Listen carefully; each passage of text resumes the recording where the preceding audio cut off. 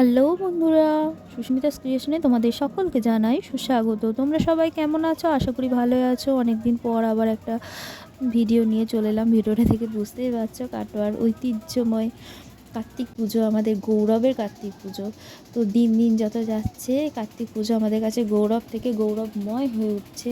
কারণ প্রত্যেকটা ক্লাবে খুব সুন্দর সুন্দর প্যান্ডেল, সুন্দর সুন্দর লাইটিং, তার সঙ্গে সুন্দর সুন্দর ঠাকুর। এবং এই যে কার্তিক পুজোটা, এটা এখন আর একদিনের নেই বা দুটো দিনের নেই। পুজো আর কার্নিভাল দুটো দিনের নেই, এটা এক সপ্তাহের উৎসব হয়ে উঠেছে। এবং খুব সুন্দর সুন্দর আলোকসজ্জায় সুসজ্জিত হচ্ছে প্রত্যেকটা মণ্ডপ। তো আমি এটা দেখো, কার্নিভাল যেদিন যেদিন কাটোয়ার কার্তিক লড়াই যে শোভাযাত্রা, সেটা আমি তোমাদের সামনে কিছুটা তুলে ধরেছি। কারণ আমি পুরোটা তুলে ধরতে পারিনি, কারণ শোভাযাত্রার দিন আমি একটু আশেপাশে ঠাকুরগুলো ফাঁকায় ফাঁকায় দেখতে চেয়েছিলাম, কারণ প্রতিটা দিনই লাইন পড়ে। তো এটা রাত্রি 12টা, তখন কাটোয়া সম্প্রীতির পার্ক যেটা, তার সামনে আমি দাঁড়িয়েছিলাম। যে কাটোয়ার সবচেয়ে বড় যে ক্লাব O2 এবং ঝঙ্কার, এরা একটু মহারাষ্ট্র থেকে কিছু বাজনার দল নিয়ে এসেছিল, সেগুলো তোমাদেরকে দেখাবো আর আমি দেখব বলে। তো আমার দুর্ভাগ্য, আমি দেখতে পাইনি, কারণ সন্ধ্যে 7টার দিকে গেলে বোধহয় আমি সবটা দেখতে পেতাম ঠিক করে।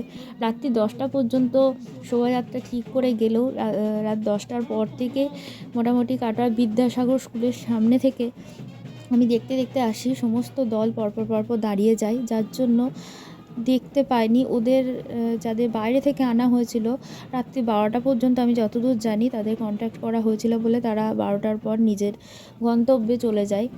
তো গন্তব্যের উদ্দেশ্যে রওনা দেয়। তো কাটোয়ার যে ঐতিহ্য থাকা, এই যে থাকা যে দেখছো, এগুলো কিন্তু আমাদের একটা ঐতিহ্য। তো প্রত্যেকটা ক্লাবেই খুব সুন্দর সুন্দর আলোকসজ্জা, তার সঙ্গে সুন্দর সুন্দর বাজনা নিয়ে এসেছিল। প্রতিটা ক্লাবে যেন একটা কম্পিটিশন, যেটা আমাদের কাটোয়ার কার্তিক পুজোকে আরও সৌন্দর্য করে তুলেছিল। তো দেখো, পরের বছর আমি চেষ্টা করব সবটা তোমাদের সামনে তুলে ধরার। তো মনটা একটু খারাপ হয়ে গেছিলো, এই যে অটোটার জন্য দাঁড়িয়েছিলাম, তখন রাত্রি 2টো আমাদের সামনে দিয়ে যায়। রাত্রি 2টোর পর আমি বাড়ি চলে আসি। কাটোয়া শোভাযাত্রা যদিও এবছর একটা ইতিহাস গড়ে তুলেছে, সকাল 7টা থেকে 8টা পর্যন্ত গেছিলো। তো পরের বছর চাইবো যে সবটাই তোমাদের সামনে তুলে ধরতে। তো আমার ভিডিওটা কেমন লাগলো একটুখানি কমেন্ট করে জানিও। আর চেষ্টা করব প্রতিদিন ভিডিও তোমাদের সামনে তুলে ধরার।